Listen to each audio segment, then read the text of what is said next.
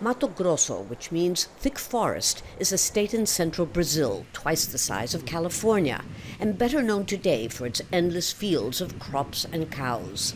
But there's still a lot of tropical forest left, including in Campo Novo de Paracis, a 15,000 square kilometer indigenous reserve. It's here that we meet Ronaldo ZOKEZOMAIAKE, leader of the National Indigenous Farmers Association. Like most tribes, the Paracis used to live from subsistence farming, but now they're growing and selling soy and other grains for export. Our pregnant women were losing their babies from lack of food. Children were malnourished. But after 15 years of producing grains, our lives have changed. Now we have lots of food. We have 40 university graduates in law, medicine, agronomy, teachers, all working inside our community. The project is giving us sustainability. Ronaldo and his tribe, who earlier this year received a visit from the agriculture and environmental ministers, are the role model for President Jair Bolsonaro's vision for integrating Brazil's indigenous communities into mainstream society. The project has been vilified by other indigenous groups and many environmentalists who argue that they will lose their culture and further destroy the Amazon. Ronaldo disagrees. We are in the 21st century. The colonial period is over. All societies transform and develop, and we indigenous peoples are also transforming ourselves. Of course, our culture, traditions, and identity are important, but we can't remain frozen in time.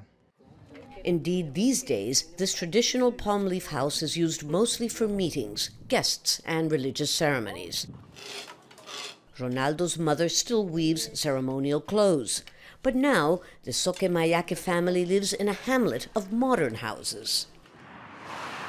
Outside of the reserve, the president is also giving the green light to expand Brazil's agricultural frontier. This, for example, is cotton. In fact, almost everything that's profitable grows here. Brazil is already the world leader in soy, in sugarcane, in beef, and among the top 3 corn producers. But in order for the agribusiness to continue to expand, it needs more and more land, which explains why the Brazilian Amazon is so coveted. Brazil's largest soy producer, MAGGI, is nevertheless concerned. Nicknamed the King of Soy, he was given the Golden Chainsaw Award a few years ago by environmentalists. But today, he says unlimited deforestation of the Amazon is unacceptable, especially since it's unleashed a global backlash. The president has taken a mistaken approach, but I think our mistakes in the agribusiness sector's concerns of a possible boycott against our products may make them realize that while the Amazon is sovereign Brazilian territory, it's also needed by the entire world. Back at the reserve, Ronaldo accuses many foreign governments of expecting indigenous tribes to remain naked, eating ants in the forest.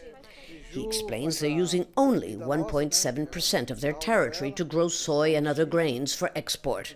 He insists they don't need more, at least for now. Lucia, Newman, Jazeera, Campo Novo de Paracis, Brazil.